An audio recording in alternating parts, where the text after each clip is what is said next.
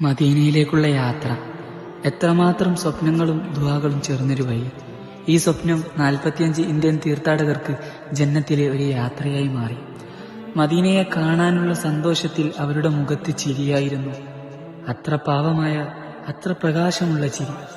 പക്ഷെ അവരറിഞ്ഞില്ല, അള്ളാഹു അവരുടെ യാത്ര മദീനയിൽ അവസാനിപ്പിക്കാതെ ജന്നത്തിൽ തുടർന്ന് എഴുതി വെച്ചിരിക്കുന്നു എന്നത്.